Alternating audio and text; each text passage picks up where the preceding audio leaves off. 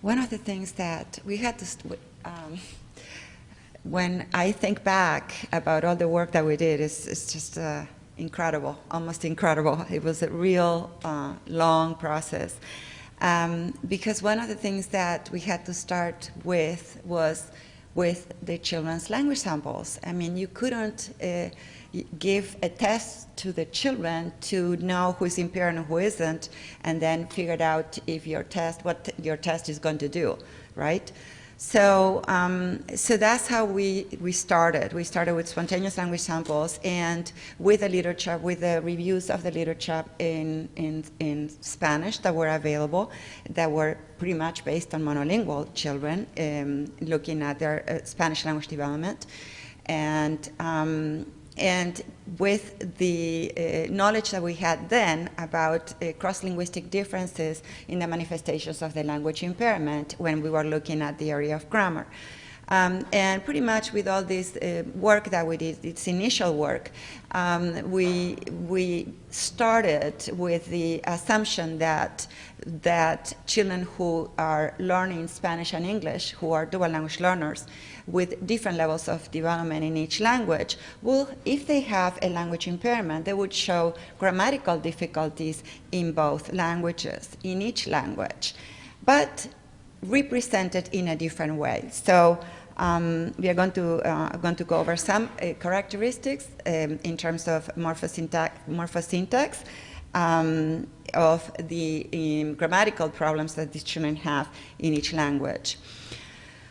And so, based on the literature and the initial work that we did,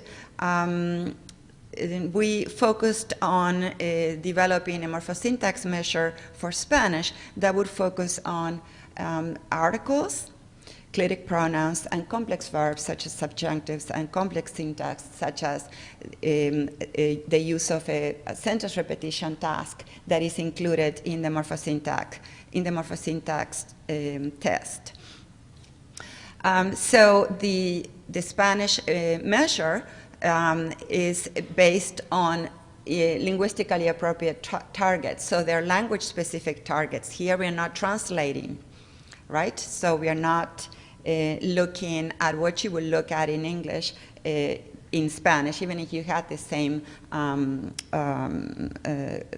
morphemes, and this will become clear when we look at English. In English, we didn't focus on articles, for example, right? We focused on verb morphology, but we also looked at possessive nouns, plurals, and passives. So basically, we developed two tests for the price of one. And looking at very different grammatical features in each language. So as it was discussed before, our intent was to develop a measure that would have sufficient sensitivity and specificity across different groups of speakers with different dialects of each language and with different levels of proficiency in each language.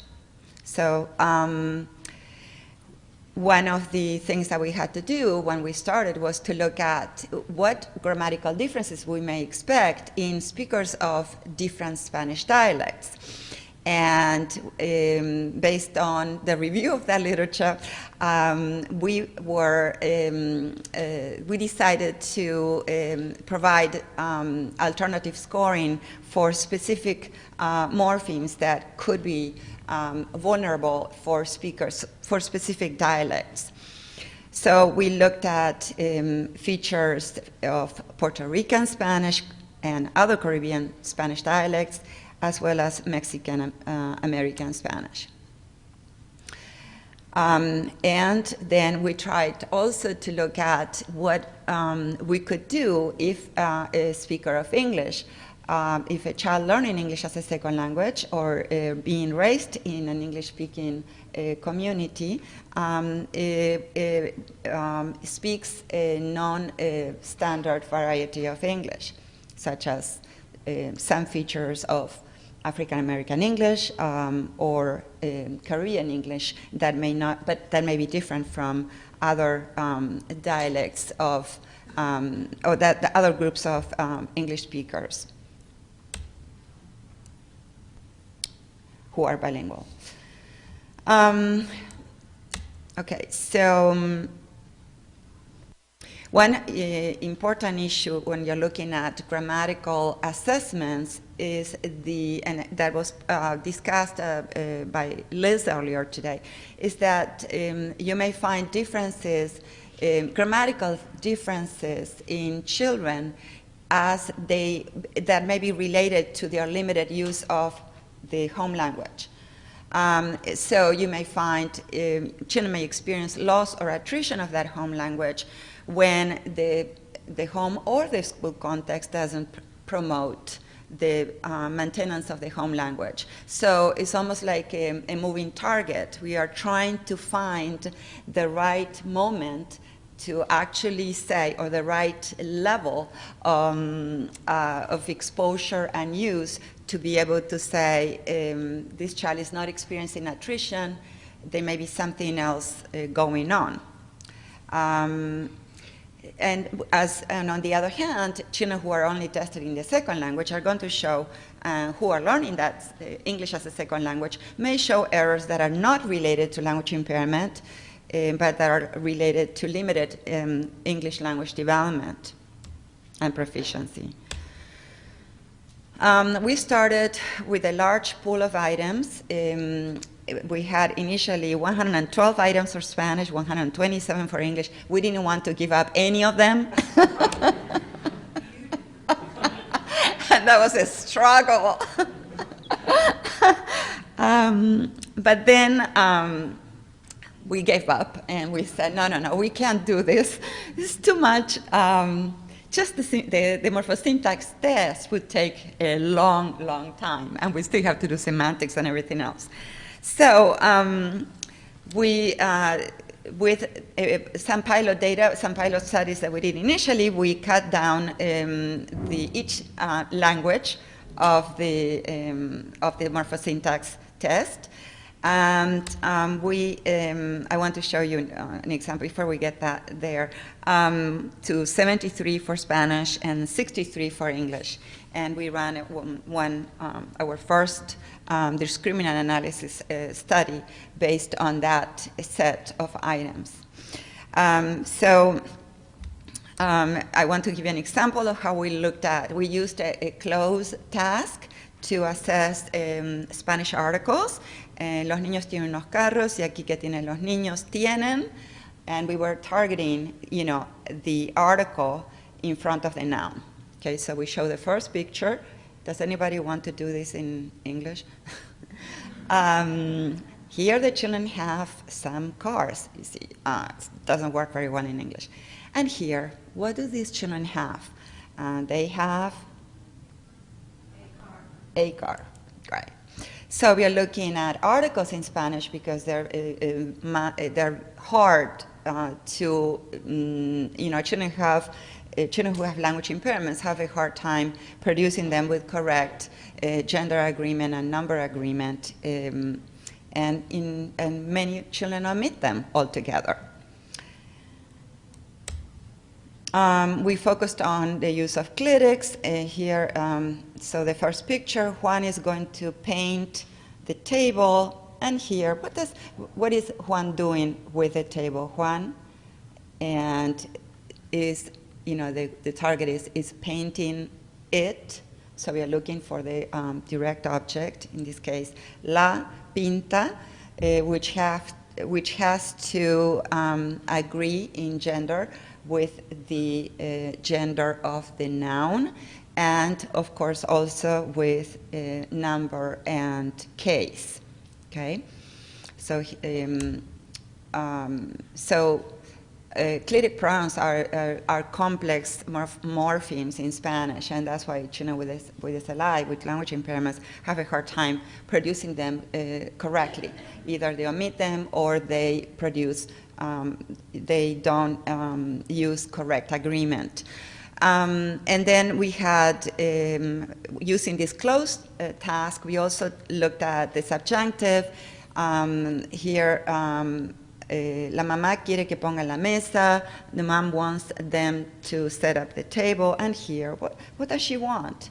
The mom wants them to, coman, tomen. So here you have the subjunctive verb that is targeted in, that is obligatory in this sentence completion task or closed task. So when we did all this work, then we all, and in the scoring, we focused on not penalizing dialectal differences related to the use of leísmo, le for lo, him, which is common in some varieties of Spanish, of Mexican Spanish, or plural omissions in articles and clitic pronouns, which may be found in Spanish Caribbean dialects. So in the first study that we did, we had 160 kids, 80 with language impairments, 80 with typical language, sample from Texas, Georgia, Pennsylvania, and California. They were randomly assigned to exploratory or confirmatory analysis to look at the classification accuracy of these sets, of the Spanish morphosyntax set.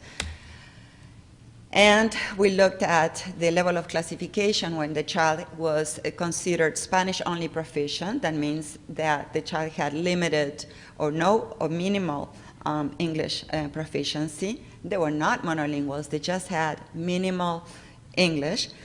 With or without language impairments, and we looked at the classification accuracy of the measure with Spanish dominant bilinguals. So we had children who were Spanish dominant, who were impaired or had typical language development. And here are the results of that first study, where we looked at whether the Spanish measure had a different effect on children who spoke different varieties of Spanish. And we compared the Caribbean Spanish scores with the Mexican Spanish scores, and there were not really no differences in terms of the performance on the Spanish morphosyntax across these dialects. So for the Spanish morphosyntax, we had very high, in this initial study that was based on the 73 items, you remember? We had, and this was the exploratory stage of the study, we had high sensitivity and specificity for the early group, age group from 4 to 5, and then much higher for the 5-year-olds, and then it went down for the 6-year-olds. So that was what we did for Spanish with those cutoff scores, and taking into account dialectal differences of different, these two different Spanish varieties. When we looked at Spanish dominant versus Spanish only proficient, we didn't find any differences, but remember, these were Spanish dominant kids. If we had tested them and if they had been English dominant, it wouldn't have worked, right? So it had to be based on the measures of dominance were based, in this case, for this particular study, on the proportion of grammatical utterances in each language, okay? So if they had higher grammaticality in Spanish, these kids were considered Spanish dominant. And we didn't find any differences across, if you will, the bilinguals, if they were Spanish dominant compared to the Spanish only proficient on the Spanish morphosyntax. For the English morphosyntax, we were at 63 items, and these were the types of structures that we looked at. And this is one of the examples. Today he's going to take a bath, and yesterday he did that too. What did he do yesterday? Yesterday he took a bath, past tense. We had plurals. We had third-person singular, and these are the results of the study validating, looking at the classification accuracy of these items of the English morphosyntax test. So we had 111 children that were tested in California, Texas, and Philadelphia. We had 59 with typical language, 52 with language impairments, English proficient, and English dominant. Okay, so this was the first round of analysis where we tried to look at the classification accuracy of the English morphosyntax across two different groups of English speakers, the English only from the Southwest, the English dominant from the Southwest areas, Texas and California, and then the Northeast, okay? And you could see that sensitivity was good and specificity was good, but for across the groups, but not so good for the Northeast group in terms of specificity. Sensitivity was good, but not specificity. So we wanted to look at look into this further by looking at the specific items that may have penalized this particular group of children, and look at in particular at who were in this sample. So before we get into that, one of the things that we did in this initial work was through the parent questionnaires and teacher questionnaires was to get information about whether the child may have been a user of a variety of English, of non-standard English. And from that, we were able to see, whether there was a sample of children that may have had lower performance that were typical, but may have had lower performance due to the use of a Caribbean English dialect or variety in the sample. And we tried doing some alternative scoring modifications, but then when you do that, you're basically taking sensitivity out, because the same features that identify language impairment in monolingual English speakers or in English dominant bilinguals from the Southwest were the ones that would have penalized speakers of non-standard English to some extent, some of those speakers, because there is a lot of variability too. So it wasn't very clear that we could actually get the job done if we took those items out altogether. So in the next step, what we did was to look at the performance of children using a larger sample, and conducted item analysis to reduce the number of items even further, which I wasn't very happy about. I just didn't want to do that. And then see if that final set was able to provide as good classification accuracy as when we had the 73 items in Spanish and the 63 items in English. And see if it also worked across the different dialects of Spanish and English. So in this sample, we had 492 children who took the Spanish morphosyntax, 393 took the English morphosyntax, and 128 took both languages. So we had here the number of kids with a typical language with impairments across the 3 age groups, and across the 2 languages. And we started looking at item discrimination to see how the different items worked across the age groups that we had. So we had our age range was from 4 to 6'11", I believe, right? And so every 6 months, we were looking at how the items worked for that particular age, 4 to 4'6", 4'6" to for 11, and so on. And see what the percentage of children who had typical language development passed the item compared to the percentage of children who had language impairment that passed the item. So in item discrimination, we subtract those percentages, and that's how we get the level of discrimination, the index of discrimination that Liz was talking about before. Per item. So it's an extremely laborious process because we had to go through all the items, and we had tens and tens of items, right? And hundreds of children.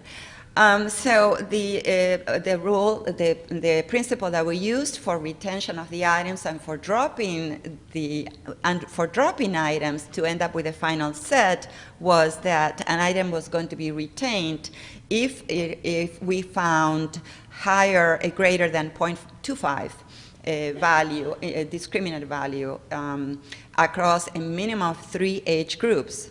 3 age groups out of the, we had 2 subgroups per age, right? We had 6, so we had to find this value at least in 3 of those 3 subgroups, age subgroups, no negative values for the other age groups, and we had to have an average of at least 0.2 across all the groups. Okay, so it was a very deliberate procedure to decide which items were going to be retained, that because they were going to have this, at least this discriminant value. And selected then the best 3 to 4 items for each target. And we finished with fewer items. Yes, we took a lot of items out.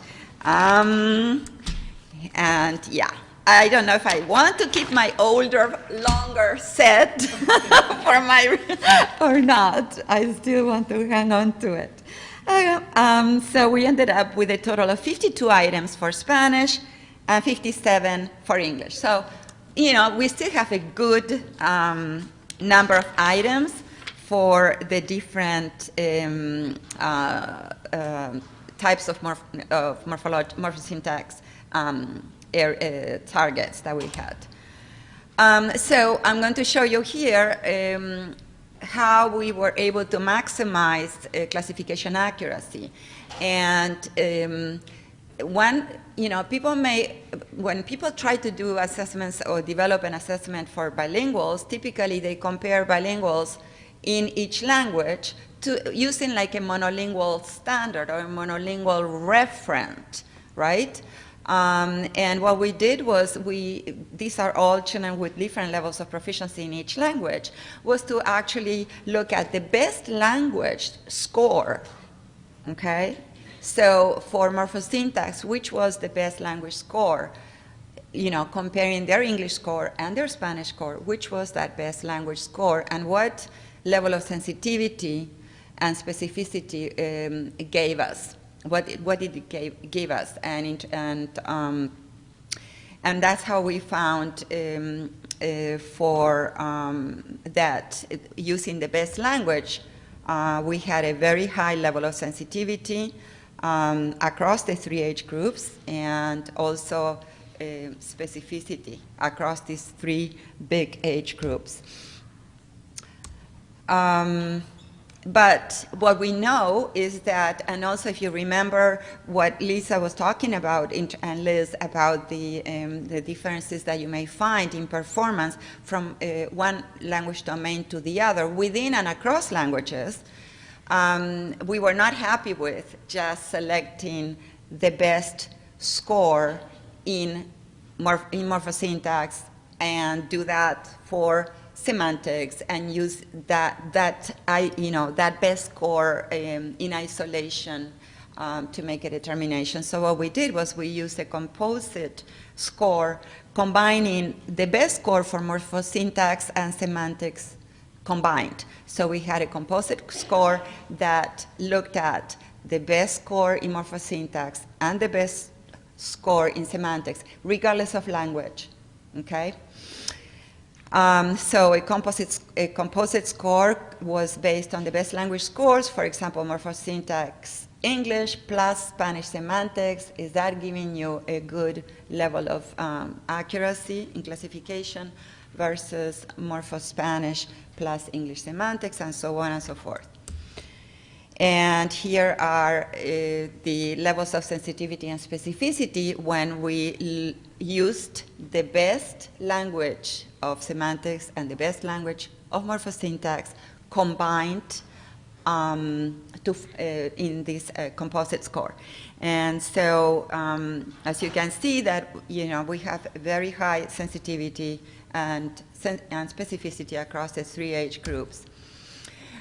Because of the, one of the things that we have to say is that, and you all know, no test gives us everything that we want and is perfect, right? In terms of the potential for bias for specific items and for maybe specific users of specific varieties of that language. And so what we did was we did an item bias analysis where we compared differences between the East Coast and the West Coast, and try to find if there were differences in for specific items, East higher than West, West higher than East, Central higher than West, West higher than Central, and so on and so forth. And we identified the level of the number of items that had differential item functioning across the regions. And you could see that it is in the English morphosyntax subtest where we find a higher level of differences, potential differences in our sample. So we went further and looked at East Coast composites, since those were the ones that we had found in the initial stages of the research to be more variable across regions. And so here what you see is that using this composite score, semantics plus morphosyntax, for the East Coast group sample only, we still have good sensitivity and specificity, but not so good for the 5-year-olds, if you will. And some of the potential explanations were discussed earlier by Liz and Lisa, and we can talk more about this during the discussion.